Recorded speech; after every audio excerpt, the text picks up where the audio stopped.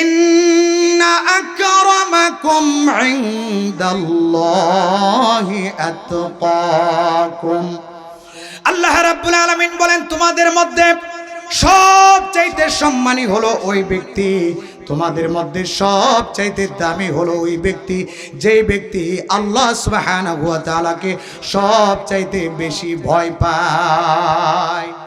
শুধু টাকাওয়ালা হলেই দামি হওয়া যায় না, শুধু ক্ষমতার মালিক হলে দামি হওয়া যায় না, শুধু রূপ সৌন্দর্যের মালিক হলে দামি হওয়া যায় না, শুধু শক্তিশালী হলে দামি হওয়া যায় না, শুধু আলেম হলে দামি হওয়া যায় না, শুধু বক্তা হলে দামি হওয়া যায় না, শুধু হাজী হলে দামি হওয়া যায় না।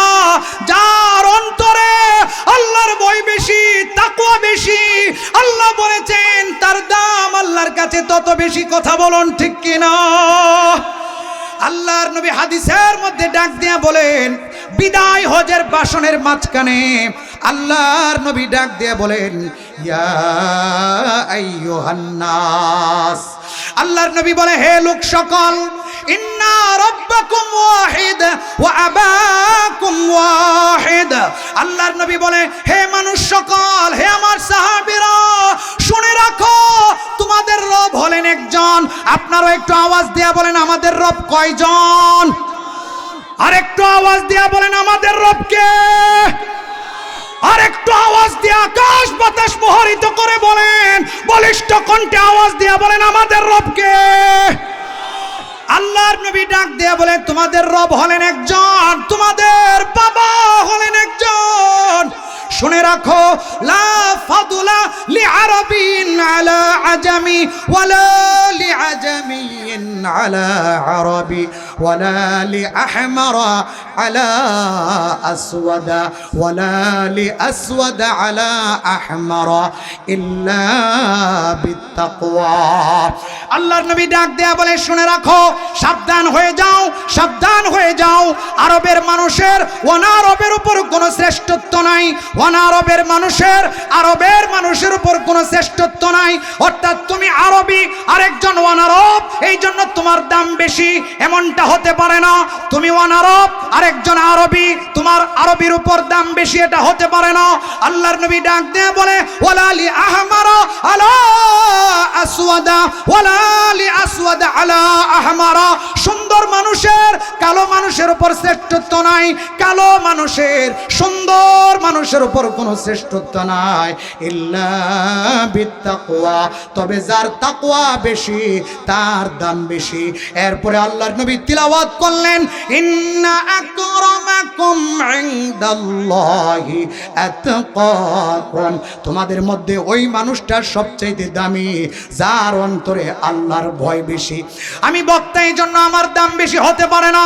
আমি বক্তা হয়ে যদি আল্লাহকে ভয় না পাই, আমি আলেম হয়ে যদি নামাজ না পড়ি, আমি আলেম হয়ে যদি আল্লাহর গোলামি না করি, আরেকজন রিকশার ড্রাইভার যদি রিকশা চালক হয়ে নামাজ পড়ে আল্লাহর গোলামি করে, আমি আলেমের চাইতে ওই রিকশা চালকের দাম বেশি। কথা বলেন ঠিক কিনা?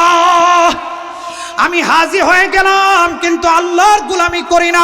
আরেকজন মাটি কাটা শ্রমিক যদি আল্লাহর গোলামি করে, হাজী হয়ে যদি আল্লাহকে ভয় না পাই, ওপেনলি গুনাহ করি, সুদ খাই, ঘুষ খাই, জিনা করি, পর্দা করি না, আরেকজন মাটি কাটা শ্রমিক যদি আল্লাহকে ভয় পায়, গুনাহ ছেড়ে দেয়, আল্লাহর গোলামি করে, ওই মাটি কাটা শ্রমিকের দাম আল্লাহর কাছে বেশি। কথা বলেন ঠিক কিনা?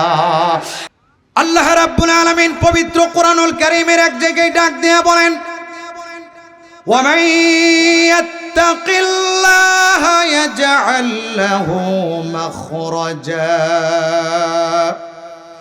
ওয়া ইয়ারযুকহু মিন হাইসু লা ইয়াহতাসিব।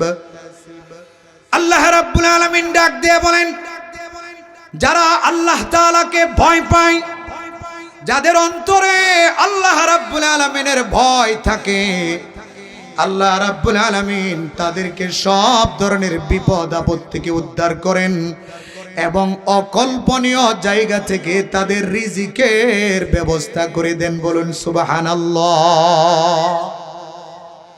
আল্লাহ সুবহানাহু ওয়া তাআলা বিপদ থেকে উদ্ধার করেন। অকল্পনীয় জায়গা থেকে রিজিকের ব্যবস্থা করেন। এটা শুধু আল্লাহ রাব্বুল আলামিন বলেছেন এমনটা নয়, বাস্তবে আল্লাহ রাব্বুল আলামিন করেছেন, বাস্তবে প্রমাণও দিয়েছেন। পৃথিবীর শুরুলগ্ন থেকে এই পর্যন্ত যারা মুত্তাকি ছিলেন, পরহেজগার ছিলেন, যারা ক্ষুধাবেরু ছিলেন, যারা আল্লাহওয়ালা ছিলেন, আল্লাহ সুবহানাহু ওয়া তাআলা পদে পদে তাদেরকে বিপদ থেকে উদ্ধার করেছেন। আল্লাহ সুবহানাহু ওয়া তাআলা ইব্রাহিম আলাইহিস সালাতু ওয়াস সালামকে নমরুদের দেওয়া আগুন থেকে আল্লাহ সুবহানাহু ওয়া তাআলা রক্ষা করেছেন। আগুনকে আল্লাহ বলে দিয়েছিলেন, কুলনা ইয়া নারু কুনি বারদাও ওয়া সালামান আলা ইব্রাহিম। আল্লাহ রাব্বুল আলামিন ডাক দেয়া বলেন, হে আগুন, আমার খলিল, আমার বন্ধু ইব্রাহিমের জন্য এয়ার কন্ডিশন হয়ে যাও, ইব্রাহিমের জন্য ঠান্ডা হয়ে যাও। আল্লাহ সুবহানাহু ওয়া তাআলার আদেশ পেয়ে আগুন ইব্রাহিম আলাইহিস সালাতু ওয়াস সালামের জন্য ঠান্ডা হয়ে গেছে, আরামদায়ক হয়ে গেছে। ইব্রাহিম আলাইহিস সালাতু ওয়াস সালামের গরমও লাগে নাই, অতি ঠান্ডাও লাগে নাই, একটা পশম পর্যন্ত আগুন পড়তে পারে না। বুখারী শরীফের বর্ণনা, ইব্রাহিম আলাইহিস সালাতু ওয়াস সালাম যখন দ্বীনের দাওয়াত দিচ্ছিলেন, মূর্তির বিরুদ্ধে এক আল্লাহর গোলামের ব্যাপারে, ইব্রাহিম আলাইহিস সালাতু ওয়াস সালাম যখন ইরাকের বাবিল শহরে আল্লাহর দিকে মানুষদেরকে আহ্বান করছিলেন, তখন নমরুদ আগুনের মধ্যে নিক্ষেপ করেছে।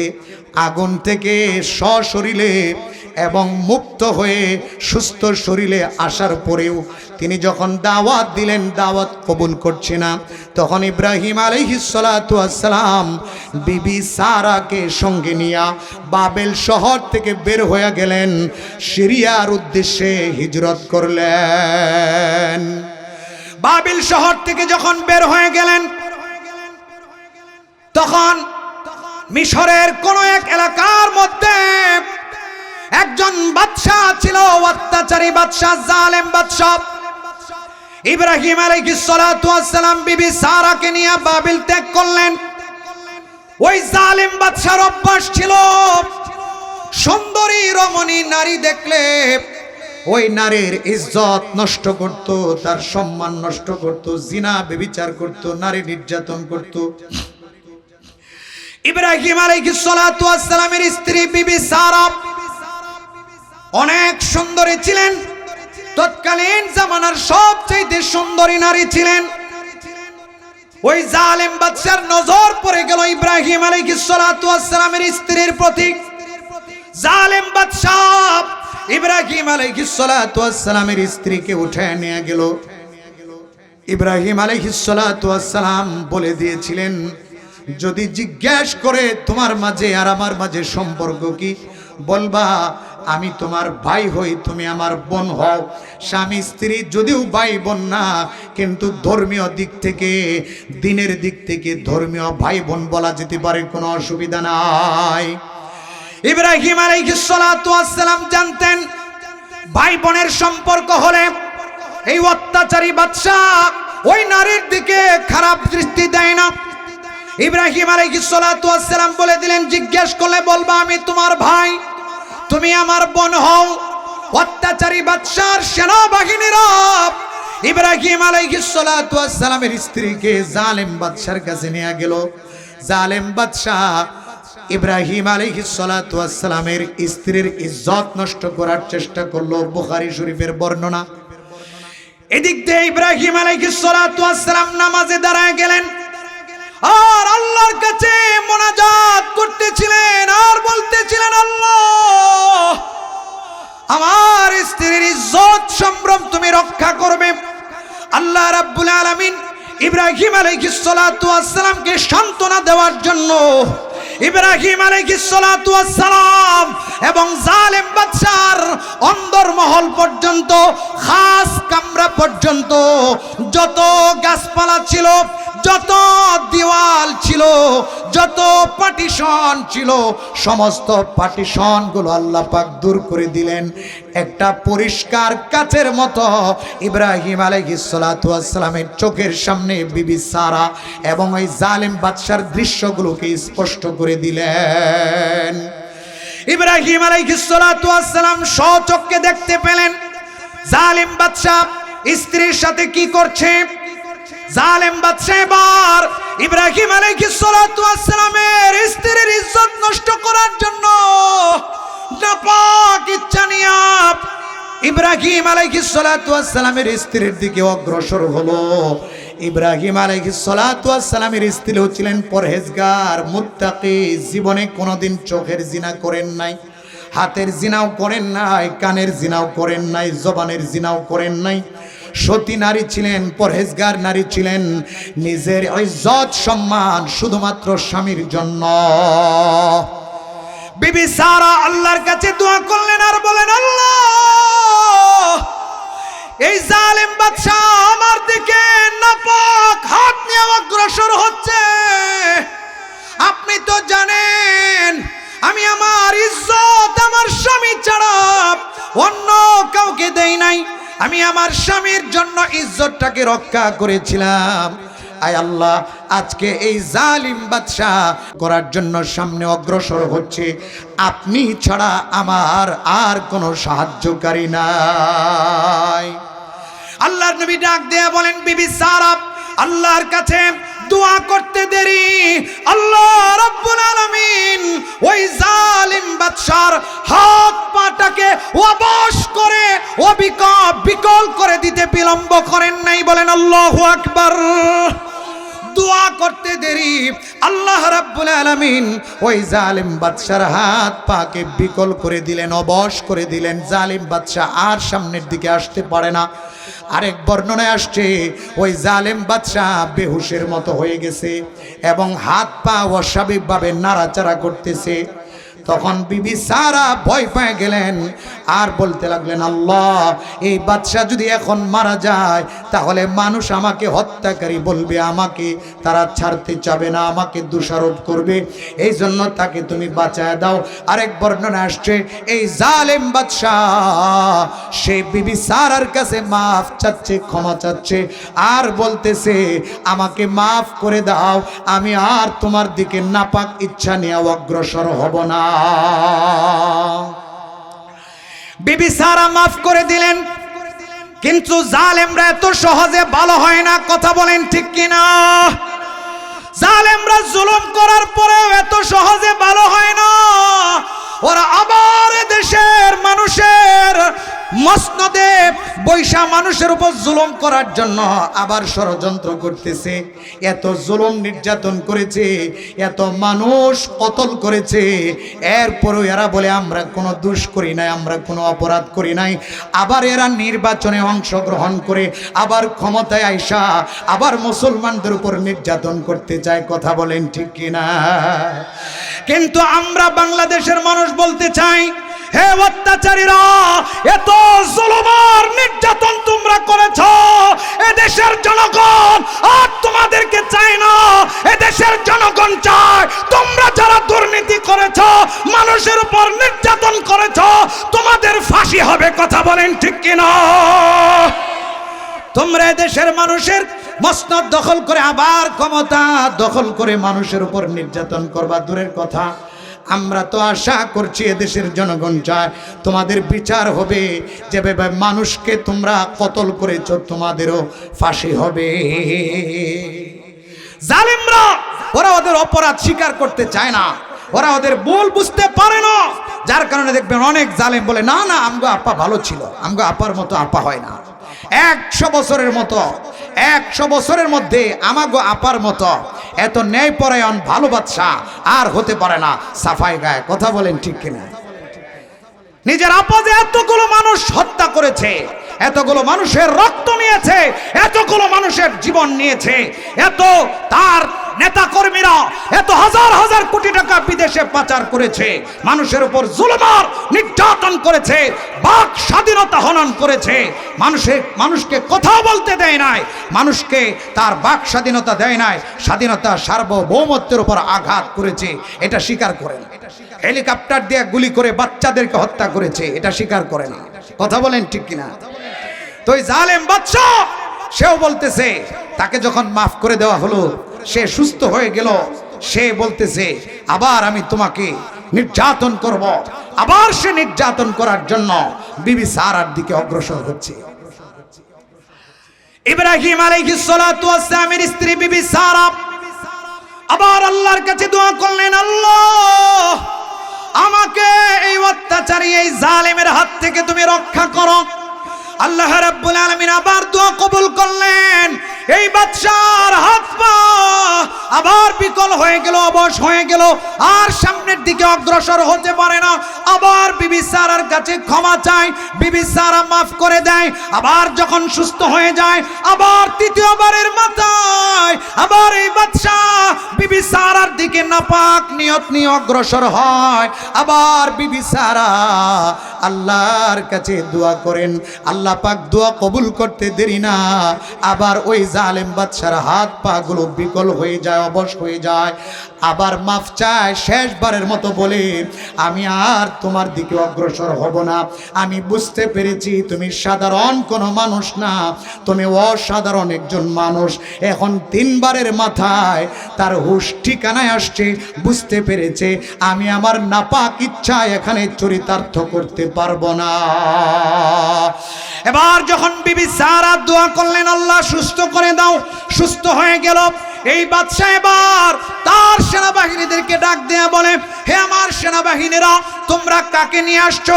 এটা তো মানুষ হতে পারে না, এটাকে এখান থেকে নিয়ে যাও। তার খাদেমা হিসাবে হাজেরা নামে একজন খাদেমাকে, সেবিকাকে দিয়া দাও। বিবি সারা হাজেরা নামে একজন সেবিকা উপহার পেয়ে হযরত ইব্রাহিম আলাইহিস সালাতু ওয়াস সালামের দরবারে চলে আসলেন। ইব্রাহিম আলাইহিস সালাতু ওয়াস সালাম দেখে মুস্কি মুস্কি হাসে। বিবি ডাক দেয়া বলে, স্বামী আমার, আপনি চিন্তা করবেন না, ওই বাদশা আমার কোনো ক্ষতি করতে পারে নাই। ইব্রাহিম আলাইহিস সালাতু ওয়াস সালাম ডাক দেয়া বলে, হে বিবি সারা, তোমার সতীত্বের প্রমাণ দেওয়া লাগবে না, নিজের সাফাই দেওয়া লাগবে না। এই বিবি সারা, আমি এখানে দাঁড়ায়া দাঁড়ায়া সবগুলো দৃশ্য দেখলাম, আমার আল্লাহ সবগুলো পাটিশন দূর করে দিয়েছে। আমাকে আল্লাহ সুবহানাহু ওয়া তাআলা সব দৃশ্যগুলো দেখিয়েছে। ওই জালেম বাদশা নাপাক হাত তোমার পর্যন্ত পৌঁছাতে পারে নাই, তার নাপাক ইচ্ছা চরিতার্থ করতে পারে নাই। এই দৃশ্যটা আল্লাহ রাব্বুল আলামিন আমাকে দেখিয়েছে।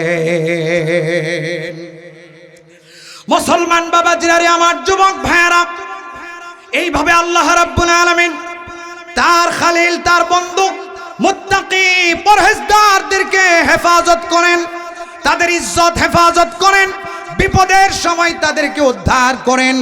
আমরাও যদি বিপদে পড়ে আল্লাহ সুবহানাহু ওয়া তাআলার সাহায্য কামনা করি, সব সময় যদি আল্লাহর ভয় অন্তরে ধারণ করে তাকওয়াওয়ালা যদি হতে পারে, খোদাবিরু যদি হতে পারে, আল্লাহ সুবহানাহু ওয়া তাআলা ইব্রাহিম আলাইহিস সালাতু ওয়াস সালাম এবং তার স্ত্রী বিবি সারাকে যেভাবে হেফাজত করেছেন, ওই আল্লাহ এখনো আছেন, সেই আল্লাহ আমাদেরকেও হেফাজত করতে পারেন। কথা বলুন ঠিক কিনা?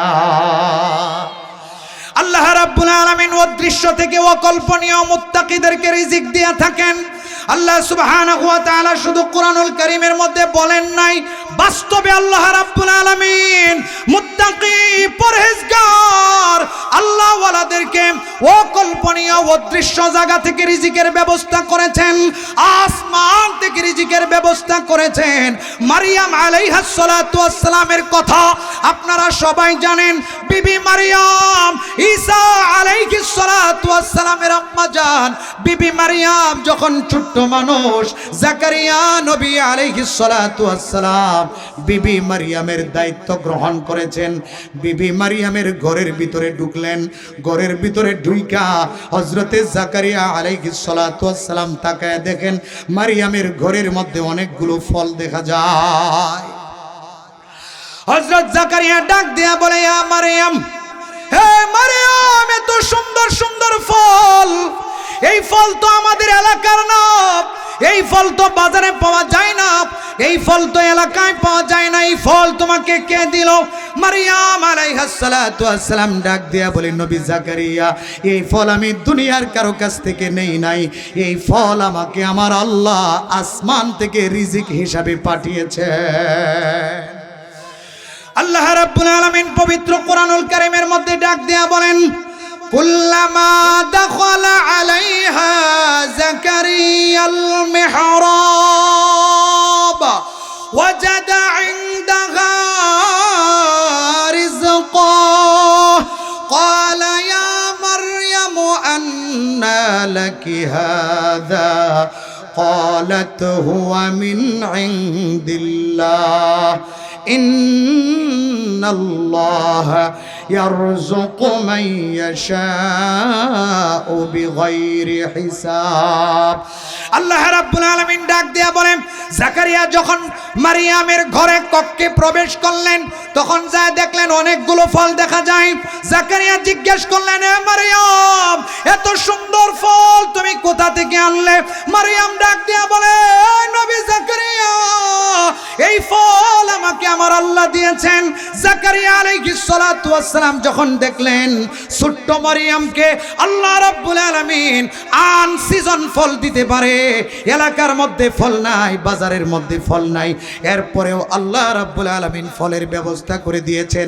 তখন জাকারিয়া নবী বুড়া হয়ে গেছেন, জাকারিয়া নবীর সন্তান নাই, জাকারিয়া নবীর স্ত্রীও বন্ধা, সন্তান হওয়ার সম্ভাবনা নাই।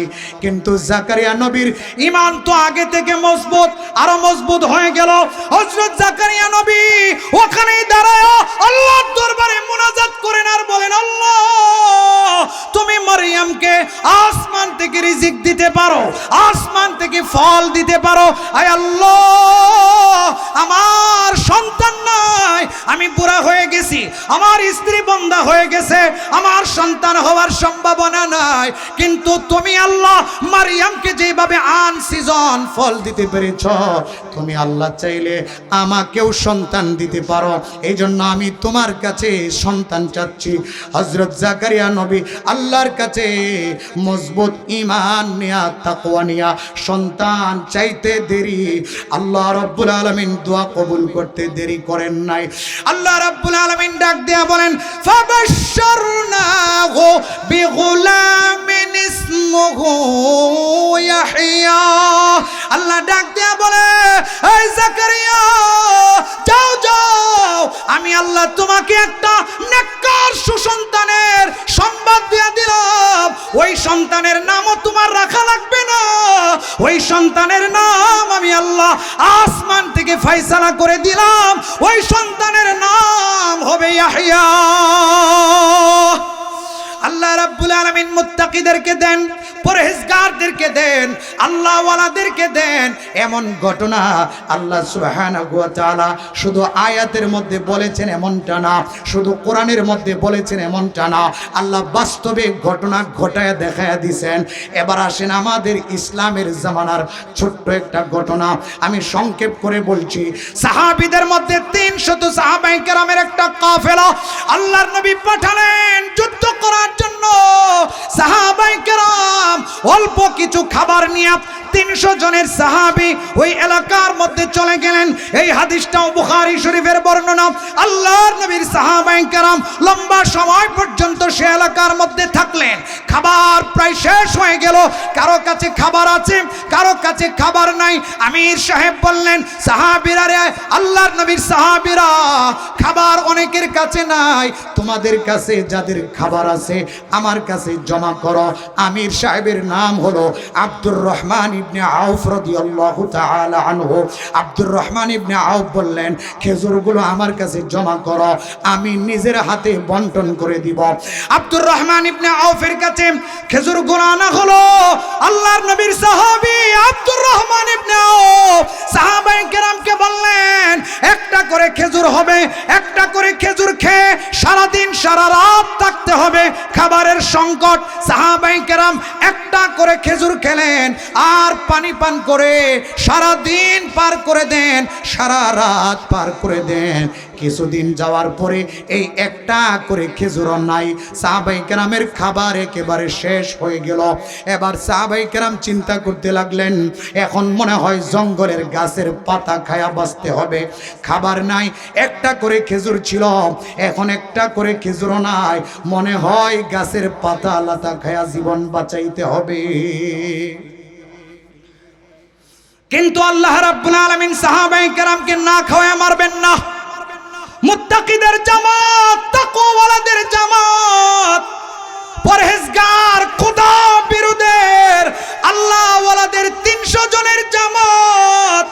আল্লাহ পাক তাদেরকে না খাওয়ায় রাখবেন না। এই জন্য আল্লাহ রাব্বুল আলামিন সাহাবায়ে কেরামের জন্য বিশাল বড় একটা সামুদ্রিক মাছ সমুদ্রের মাঝখান থেকে ঢেউয়ের সাহায্যে আল্লাহ রাব্বুল আলামিন ওই বিশাল বড় সামুদ্রিক আম্বর মাছ সমুদ্রের কিনারায় পাঠায়া দিলেন। সাহাবায়ে কেরাম নদীর মধ্যে হাঁটতে গেলেন, তাকায় দেখে বিশাল বড় মাছ। সাহাবায়ে কেরাম একদিন নয়, 2 দিন নয়, দীর্ঘ 18 দিন পর্যন্ত ওই মাছের গোশত খাইলেন। সামুদ্রিক সুস্বাদু মাছের গোশত খেয়ে যেই সাহাবায়ে কেরাম শুকিয়ে গিয়েছিলেন, দুর্বল হয়ে গিয়েছিলেন, 18 দিন পর্যন্ত সামুদ্রিক সুস্বাদু মাছ খায়া মোটা তাজা হয়ে গেলেন, একেবারে চেহারা সুন্দর হয়ে গেল। আব্দুর রহমান ইবনে আউফ ডাক দিয়া বলে, হে আল্লাহর নবীর সাহাবীরা, এই মাছটা কত বড় একটু অনুমান করতে চাই। মাছের 2টা কাঁটাকে দাঁড় করায় দাও। মাছের পেটের 2টা কাঁটাকে দাঁড় করায় দেওয়া হলো, আর বলা হলো সবচাইতে উঁচা উট নিয়ে আসো, সবচাইতে লম্বা সাহাবী উটের উপর সওয়ার হও, এই 2টা কাঁটার ভিতর দিয়ে তোমরা যেতে পারো কিনা দেখো। মাছের 2টা কাঁটা দাঁড় করায় দেওয়া হলো। সবচাইতে উঁচা সাহাবী সবচাইতে উঁচা উটের উপর সওয়ার হইয়া মাছের 2টা কাঁটার ভিতরে চলে গেল। সাহাবীর মাথা কিন্তু মাছের কাঁটার সাথে লাগে না। এত বড় মাছ তারা আল্লাহর পক্ষ থেকে নিয়ামত পাইল। সাহাবায়ে কেরাম মদিনায় গেলেন, আল্লাহর নবীকে সব ঘটনা খুলে বললেন। আল্লাহর নবী খুশি হয়ে গেলেন আর বললেন, সাহাবীরা রে, এটা আল্লাহর পক্ষ থেকে তোমাদের জন্য বিশেষ নিয়ামত, বলুন সুবহানাল্লাহ। আল্লাহ রাব্বুল আলামিন মুত্তাকিদেরকে না খাওয়ায় মারেন না।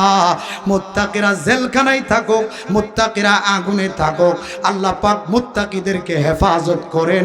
আল্লাহ সুবহানাহু ওয়া তাআলা বলেছেন, ওয়া মান ইয়াত্তাকিল্লাহা ইয়াজআল লাহু মাখরাজা ওয়া ইয়ারযুকুহু মিন হাইসু লা ইয়াহতাসিব। যারা আল্লাহকে ভয় পায়, আল্লাহ তাদেরকে বিপদ থেকে উদ্ধার করেন এবং তাদেরকে অকল্পনীয় জায়গা থেকে রিজিকের ব্যবস্থা করে দেন। এটা শুধু 2টা ঘটনা, হাজার হাজার ঘটনা এমন আছে। আল্লাহ সুবহানাহু ওয়া তাআলা মুত্তাকিদেরকে আসমান থেকে রিজিক দিয়েছেন, অকল্পনীয় জায়গা থেকে রিজিক দিয়েছেন এবং বিপদ আপদ থেকে মুত্তাকিদেরকে হেফাজত করেছেন। কারণ মুত্তাকিরা আল্লাহর কাছে সবচেয়ে দামি। আবু হুরায়রা রাদিয়াল্লাহু তাআলা আনহু থেকে বর্ণিত, আল্লাহর নবীকে জিজ্ঞাসা করা হলো, মান আকরামুন নাস ইয়া রাসূলুল্লাহ, মানুষের মধ্যে সবচাইতে সম্মানিত কে? আল্লাহর নবী বলেছেন, আতকাহুম, যারা সবচাইতে বেশি মুত্তাকি, যার তাকওয়া যত বেশি সে আল্লাহর কাছে তত দামি বেশি হয়ে যায়। সুবহানাল্লাহ। কারণ আল্লাহর নবীও বলেছেন আকরামাকুম আতকাকুম, আল্লাহ বলেছেন আকরামাকুম আতকাকুম, তোমাদের মধ্যে সবচেয়ে দামি হলো সে যার অন্তরে আল্লাহর ভয় বেশি আছে। এই জন্য আল্লাহকে ভয় পেতে হবে, আল্লাহর ভয় অন্তরে ঢুকাতে হবে। আজকে আমাদের আল্লাহর ভয় অন্তরে নাই, এই জন্য গুনাহ করে পুলিশ প্রশাসন দিয়েও গুনাহ বন্ধ করানো যায় না, সিসি ক্যামেরা দিয়েও গুনাহ বন্ধ করানো যায় না, গোয়েন্দা বাহিনী দিয়েও গুনাহ বন্ধ করানো যায় না।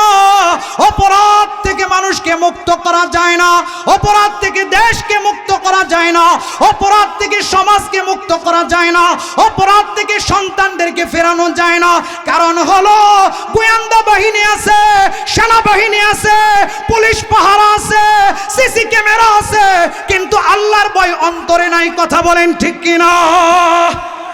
আল্লাহর ভয় অন্তরে না থাকলে আপনি যত বাহিনী পাঠান না কেন অপরাধ থেকে বাঁচাতে পারবেন না।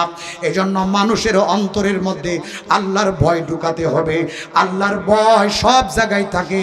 যেখানে সিসি ক্যামেরা নাই সেখানে আল্লাহর ভয় আছে, যেখানে পুলিশ নাই সেখানে আল্লাহর ভয় আছে, যেখানে গোয়েন্দা বাহিনী নাই সেখানে আল্লাহর ভয় কাজ করবে, যেখানে মানুষ নাই সেখানে আল্লাহর ভয় কাজ করবে।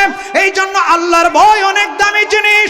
যারা আল্লাহকে ভয় পায়, যারা মুত্তাকি হয়ে যায়, তারা দুনিয়াতে যেমন সম্মানী হবে, আখিরাতে আল্লাহ রাব্বুল আলামিন তাদেরকে জান্নাতের মেহমান বানাবেন। বলুন সুবহানাল্লাহ।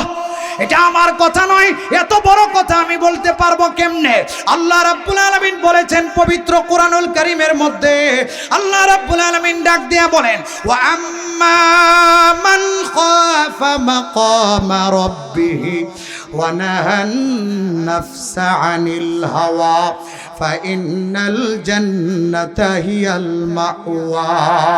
আল্লাহ রাব্বুল আলামিন ডাক দিয়ে বলে, যারা আল্লাহকে ভয় পায়, আল্লাহর মাকামটাকে ভয় পায়, কিয়ামতের ময়দানে আল্লাহর সামনে দাঁড়াতে হবে, আল্লাহর সামনে দাঁড়ায়া সব কিছুর হিসাব দিতে হবে, আল্লাহর সামনে দাঁড়ায়া সব গুনার হিসাব দিতে হবে।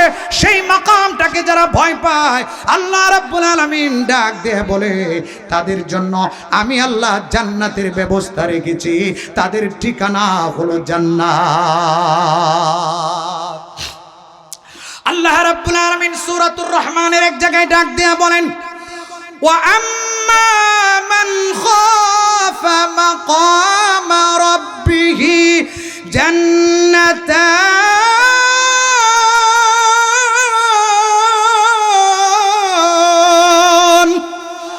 আল্লাহ রাব্বুল আলামিন ডাক দিয়ে বলে, যারা আল্লাহকে ভয় পায়, আল্লাহর মাকামটাকে ভয় পায়, আল্লাহর সামনে দাঁড়াতে হবে, কাল কিয়ামতের ময়দানে নেতা কাজে আসবে না, রাজা কাজে আসবে না, পীর কাজে আসবে না, ইমাম কাজে আসবে না, এমনকি নবীরা কাজে আসবে না, এমনকি আমাদের আপনাদের নবী, আল্লাহর প্রিয় নবী সরকারে দু জাহান পর্যন্ত আল্লাহর রাগ দেখে ভীত সন্ত্রস্ত হয়ে যাবেন।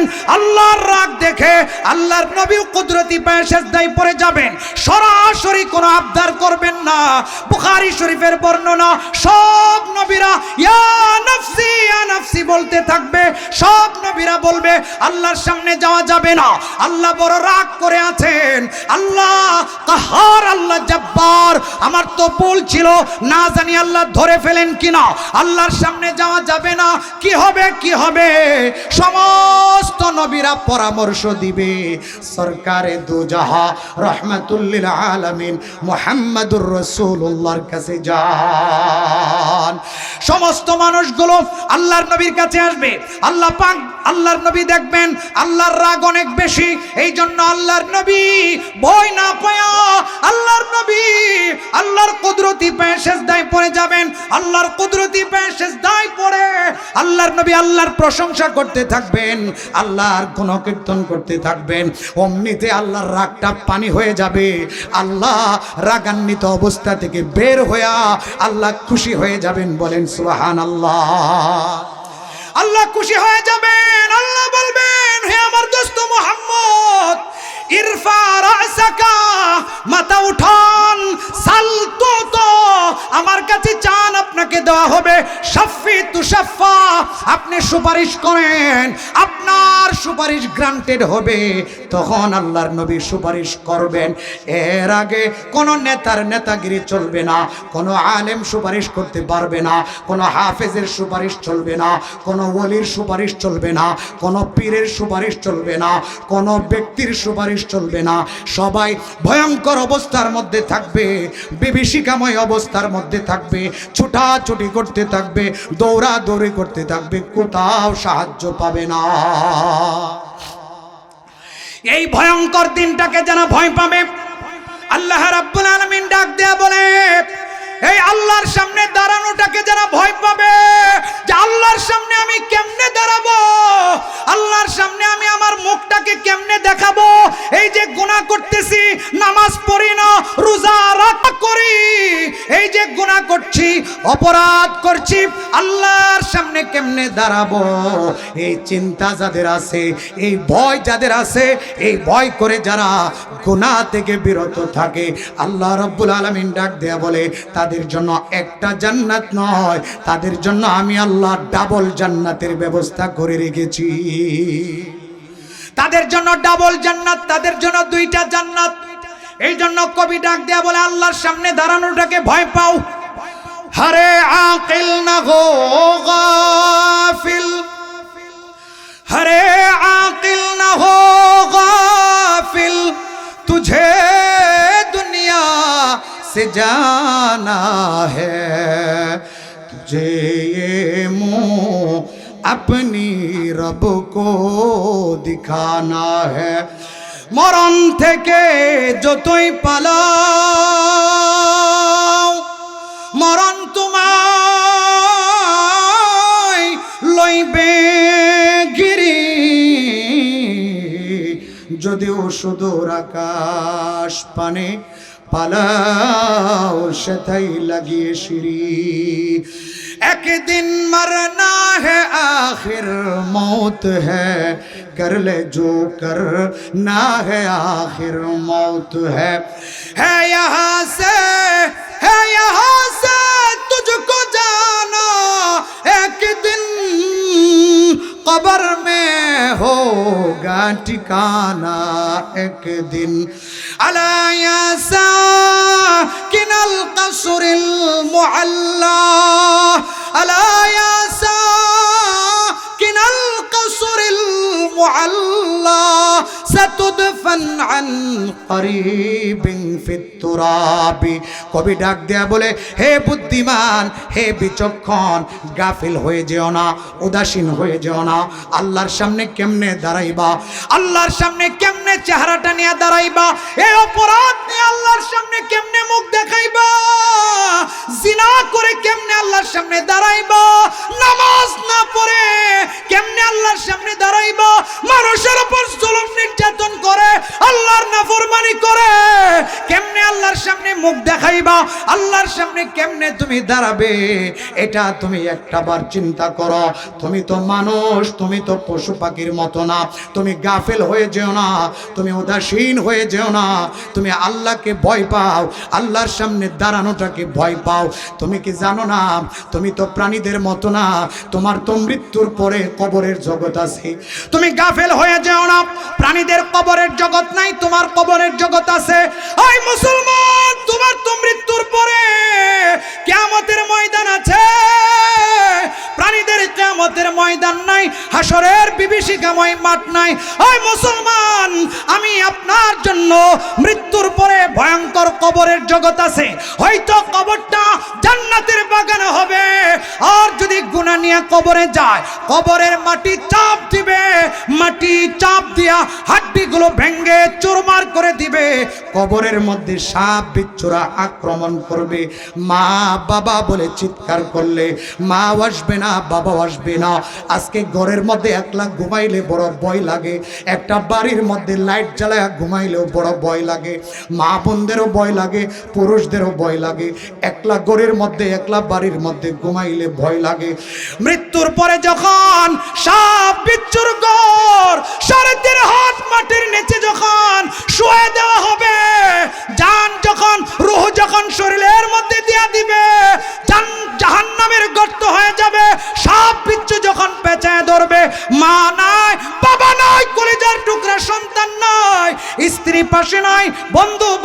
কেউ নাই। সেই কিয়ামতের ময়দান, সেই কবরের জগৎকে আমরা কেমনে সহ্য করব? একটাবার তো কেউ চিন্তা করলাম না, একটাবার তো চিন্তা করলাম না। আমার মৃত্যুর পরে কবর আছে বিশ্বাস করি, কিন্তু কবর কেমন হবে এটা তো একটাবার চিন্তা করলাম না। কবরের পাশ দিয়ে চইলা যায়, কবরের মানুষটাকে সালামও করলাম না। কবর কি জিনিস এটা নিয়ে চিন্তাও করলাম না। অথচ জীবনে কত গুনাহ, কবরের ভয় আমাদের অন্তরে নাই।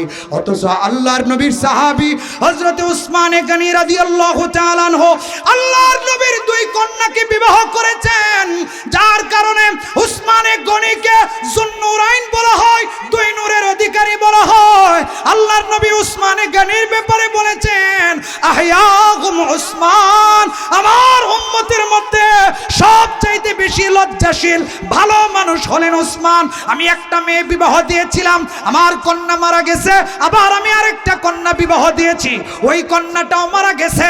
আমার কাছে আর কন্যা নাই, আমার কাছে আর মেয়ে নাই। আমার কাছে যদি আরো মেয়ে থাকতো, আমি উসমান গনির মতো ভালো জামাইয়ের কাছে আমি আবার কন্যা বিবাহ দিতাম।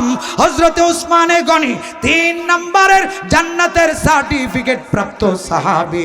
হযরত উসমান গনি জান্নাতের সুসংবাদ পাইছেন। বাবারে, যুবক ভাইরে, আমরা তো কবর দেখলে ভয় লাগে না, আমাগো তো কবর দেখলে মনের মধ্যে ভয় আসে না। আমরা মনে হয় মরব না, আমরা মনে হয় এই অন্ধকার কবরের যাত্রী হব না। অথচ এই দামি উসমান, এই দামি উসমান কবর দেখে বাচ্চার মতো হাউমাউ করে কাঁদে, চোখ দিয়ে টপ টপ করে পানি পড়ে, আর দাড়িগুলো ভিজে যায়, গাল বয়া বয়া, গাল বেবে দাড়িগুলো চোখের পানি দিয়া ভিজে যায়। আল্লাহর নবীর সাহাবীরা জিজ্ঞেস করে, ভাই উসমান, আপনি তো অন্য সময় কান্না করেন না, আপনি তো অন্য কিছু দেখলে কান্না করেন না, আপনি কবর দেখলে কেন কান্না করেন? বাচ্চার মতো টপ টপ করে আপনার চোখ দিয়ে পানি বের হয়ে যায়। আমরা জানতে চাই। আল্লাহর নবীর সাহাবী হযরত ওমর ডাক দিয়ে বলে, আয় আল্লাহর নবীর সাহাবীরা, তোমাদের কি নবীর হাদিস মনে নাই? আল্লাহর নবী কি বলে গেছেন তোমরা কি জানো না? তোমরা কি ভুইলা গেছো? আল্লাহর নবী বলেছেন, আল কবরু আফজা, কবর হলো যতগুলো ঘাটি আছে, মৃত্যুর ঘাটি, কিয়ামতের ময়দানের ঘাটি, ফুলসিরাতের ঘাটি, মিজানের ঘাটি, এই সবগুলো ঘাটির মধ্যে কবর হলো সবচাইতে ভয়ঙ্কর ঘাটি। এই ঘাটিতে যারা ধরা খাবে তারা সামনের ঘাটিগুলোতেও ধরা খেয়ে যাবে। এই ঘাটি থেকে যারা বাঁচতে পারবে তারা সামনের ঘাটিগুলো থেকেও বাঁচতে পারবে। এই জন্য আমি উসমান ভয় পাই, আমি যদি কবরের মধ্যে ধরা পড়ে যাই, আমার গুনার কারণে, আমার নেক আমল না থাকার কারণে আমি যদি কবরের জগতে ধরা খেয়ে যাই, তাহলে সামনের ঘাটিগুলোতে আমি ধরা খেয়ে যাব। এই জন্য কবর দেখলে আমি কান্না কন্ট্রোল করতে পারি না, কবর দেখলে আমার বড় ভয় লাগে। কিন্তু আমরা মুসলমান, এত গুনাহ করলাম, রাতেও গুনাহ, দিনের গুনাহ, সব সময় গুনাহ, সগীরা গুনাহ, কবিরা গুনাহ, নামাজ ছাড়ার গুনাহ, মিথ্যার গুনাহ, গীবতের গুনাহ, জুলুমের গুনাহ, মানুষকে ঠকানোর গুনাহ, কত গুনাহ করি। এরপরেও কবর দেখলে মৃত্যুর কথা আমাদের মনে হয় না, কবর দেখলে আমাদের ভয় লাগে না। বুঝতে হবে আমাদের অন্তর শক্ত হয়ে গেছে। কথা বলুন ঠিক কিনা? আমাদের অন্তর শক্ত হয়ে গেছে। এই অন্তরের চিকিৎসা করা দরকার, এই কলবের চিকিৎসা করার দরকার। এই কলবটাকে নরম করতে হবে।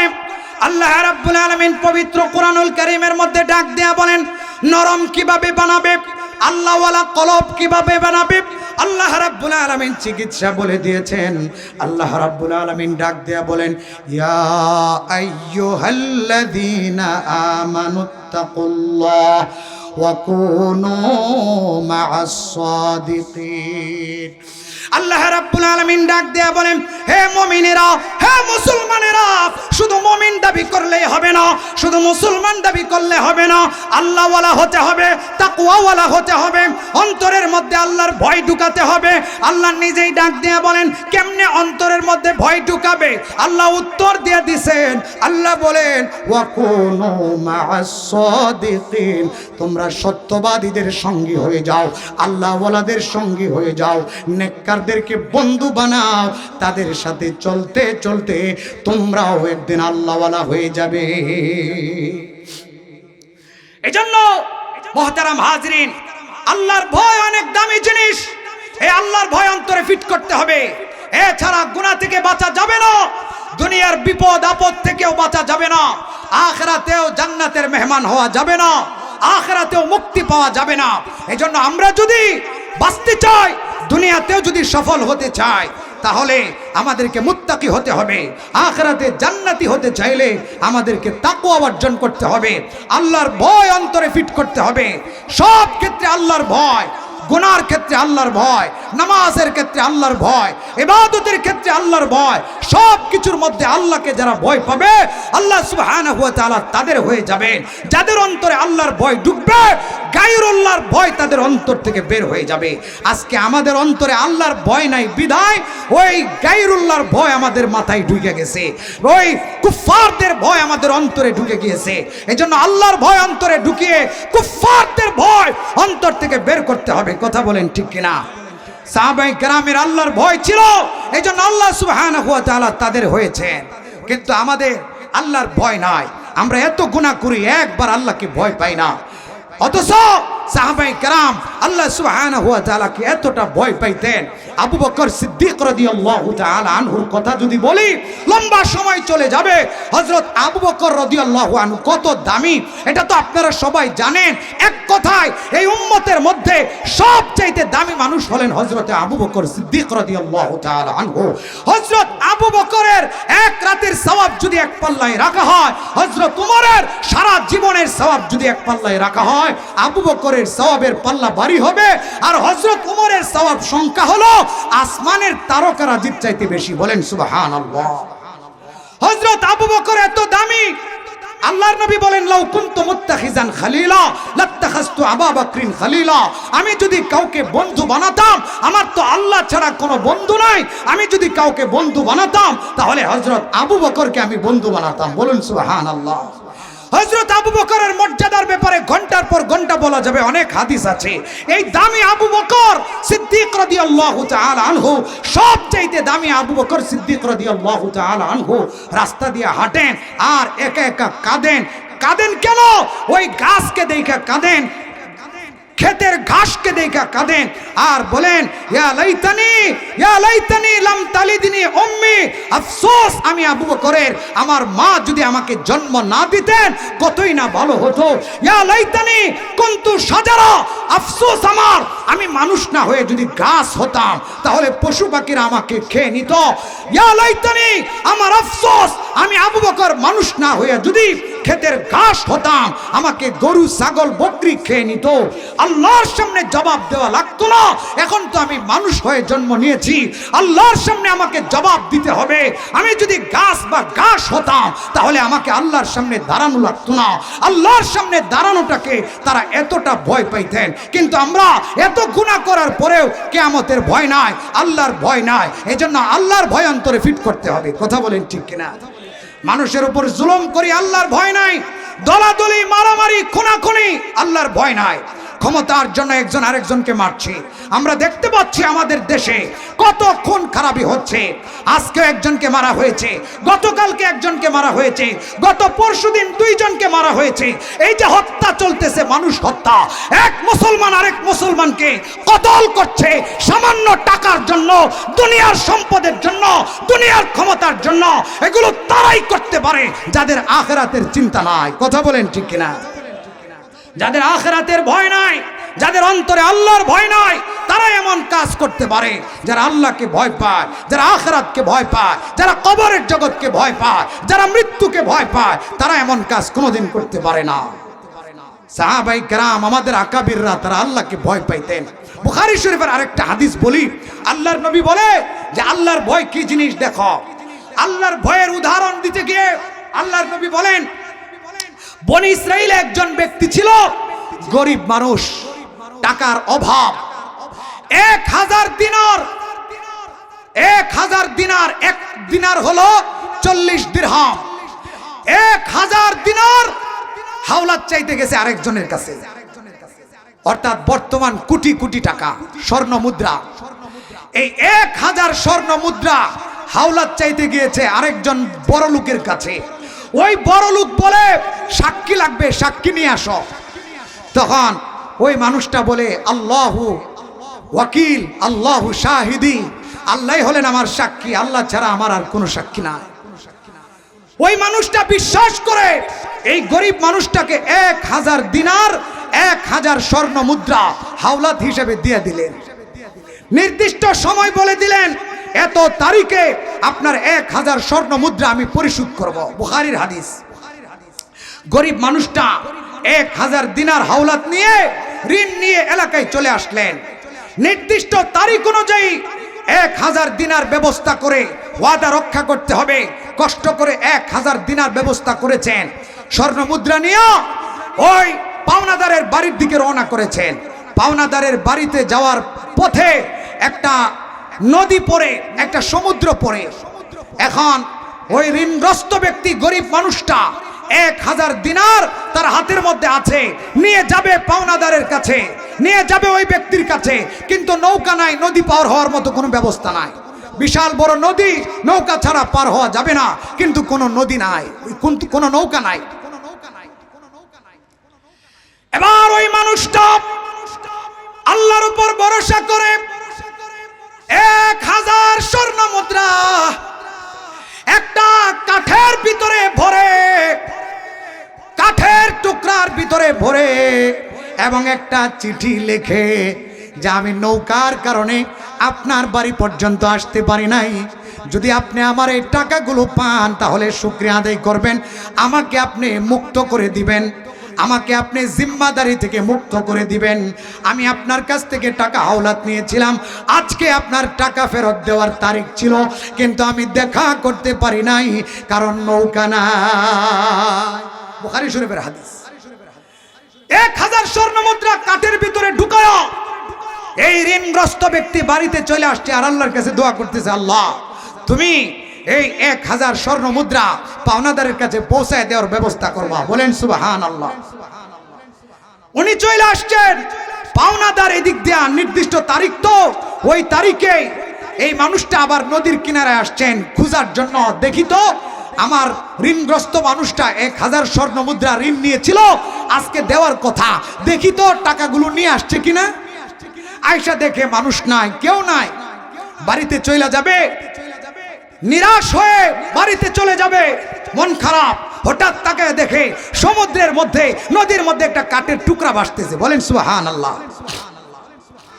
ওই পাওনাদার মনে মনে ভাবলো, টাকা তো পাইলাম না, ঋণগ্রস্ত ব্যক্তিকে তো পাইলাম না, আচ্ছা বাড়িতে যাব, খালি হাতে কেন যাব, এই কাঠের টুকরাটা নিয়ে যায়, বিবি সাহেবার উপকারে আসবে, রান্না বান্না করতে পারবে, কাঠের টুকরাটা নিয়ে যায়। পাওনাদার স্ত্রীর সহযোগিতার জন্য কাঠের টুকরাটা বাড়িতে নিয়ে গেল, কাঠের টুকরাটা বিদীর্ণ করলো, মাঝখানে দেখে চিঠি সহ 1000 স্বর্ণ মুদ্রা। ওই পাওনাদার খুশি হয়ে গেল, আল্লাহর দরবারে শুকরিয়া আদায় করলো, কিন্তু এই দিক দিয়া গরিব মানুষটা, ঋণগ্রস্ত মানুষটার মনের মধ্যে টেনশন, আমি যে 1000 স্বর্ণ মুদ্রা আমি যে কাঠের ভিতরে ঢুকায়া আমি সমুদ্রের মধ্যে ছেড়ে দিয়েছিলাম, এই টাকাটা মালিকের কাছে গিয়েছে কিনা আমি তো ভালো করে বলতে পারি না, গিয়ে থাকলে ভালো, আর যদি না গিয়ে থাকে তাহলে আল্লাহর দরবারে আমাকে ধরা খেতে হবে। যদি পাওনাদার 1000 স্বর্ণ মুদ্রা না পান, তাহলে কাল কিয়ামতের ময়দানে আমাকে ধরবেন, আমি আসামি হয়ে যাব, আল্লাহর দরবারে আসামির কাঠগড়ায় দাঁড়াতে হবে। এই জন্য এই গরিব মানুষটা আরো কষ্ট করে কিছুদিন পরে আরো 1000 স্বর্ণ মুদ্রা ব্যবস্থা করলেন। 1000 স্বর্ণ মুদ্রা ব্যবস্থা করে কিছুদিন পরে নদী পার হয়ে ওই ধনী মানুষ পাওনাদারের বাড়িতে গেলেন। বাড়িতে যায় বলেন, হে পাওনাদার ভাই, আমি আপনার কাছ থেকে 1000 দিনার ঋণ নিয়েছিলাম, নির্দিষ্ট তারিখে আপনাকে পরিশোধ করার কথা ছিল।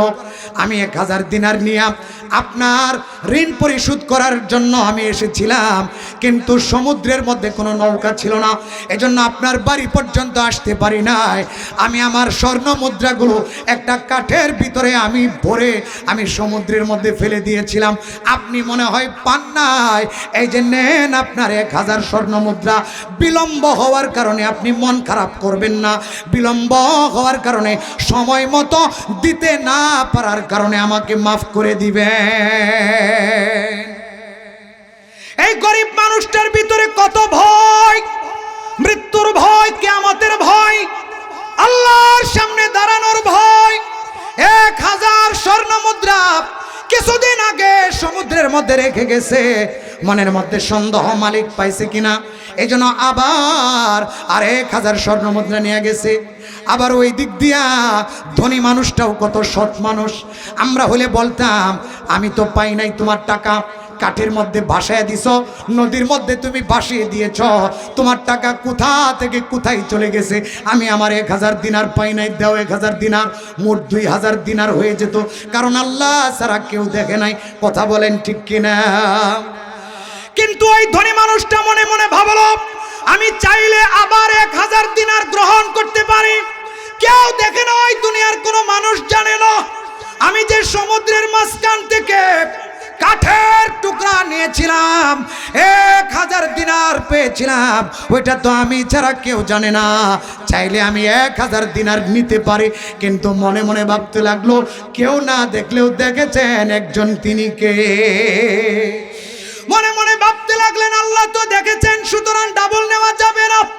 ওই ধনী মানুষটা বলতে লাগলেন, ভাই আপনি যে নির্দিষ্ট তারিখে 1000 স্বর্ণ মুদ্রা একটা কাঠের টুকরার ভিতরে একটা চিঠি সহ ভিতরে ঢুকায়া নদীর মধ্যে সমুদ্রের মধ্যে ছেড়ে দিয়েছিলেন, ওই টাকাটা আমি পেয়েছিলাম, সুতরাং এখন আপনার 1000 দিনার, এটা আমার দরকার নাই, নেন আপনার 1000 দিনার।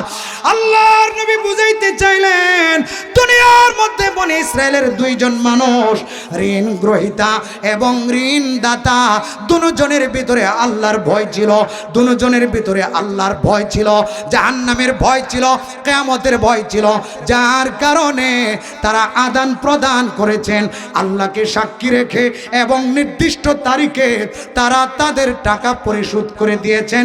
6-9 করেন নাই, চাইলে মেরে দিতে পারতেন, কেউ কাউকে চিনে না, ঋণ গ্রহীতা ঋণদাতাকে চিনে না, ঋণদাতা ঋণগ্রস্ত ব্যক্তিটাকে চিনে না, চাইলে টাকা মেরে দিতে পারতেন, কিন্তু মেরে দেন নাই।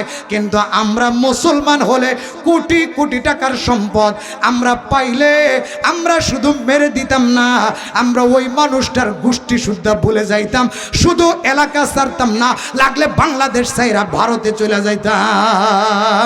কথা বলেন ঠিক কিনা? কোটি কোটি টাকা পাইলে শুধু এলাকা ছাড়তাম না, দেশ ছেড়ে বিদেশে পালায় যাইতাম। 1 কোটি টাকা, 2 কোটি টাকা, হাই হাই, 1000 স্বর্ণ মুদ্রা। এই যে আমাদের এই অবস্থা, কারণ হলো আমাদের ভিতরে আল্লাহর ভয় নাই। এজন্য আল্লাহর ভয় আমাদের অন্তরে ফিট করতে হবে। আল্লাহর ভয়টা অনেক দামি জিনিস। আল্লাহর ভয় যাদের অন্তরে আছে তারা সহজে গুনাহ ছাড়তে পারে, আর যাদের অন্তরে আল্লাহর ভয় নয় তারা সহজে গুনাহ ছাড়তে পারে না। তারা মানুষকে ভয় পায় ঠিক, কিন্তু মানুষ যেখানে থাকে না সেখানে তারা গুনাহ করে। যারা সিসি ক্যামেরাকে ভয় পায়, গুনাহ করে না, কিন্তু সিসি ক্যামেরার আড়ালে গেলে গুনাহ করে। যারা দিনের বেলা গুনাহ করে না, দিনের আলোকে ভয় পায়, তারা রাতের অন্ধকারে গেলে গুনাহ করে। যারা পুলিশের সামনে, গোয়েন্দার সামনে গুনাহ করে না, তারা যখন পুলিশ থেকে আড়াল হয়ে যায়, গোয়েন্দা থেকে আড়াল হয়ে যায়, তখনই গুনাহ শুরু করে দেয়, কারণ অন্তরে আল্লাহর ভয় নাই। কথা বলেন ঠিক কিনা?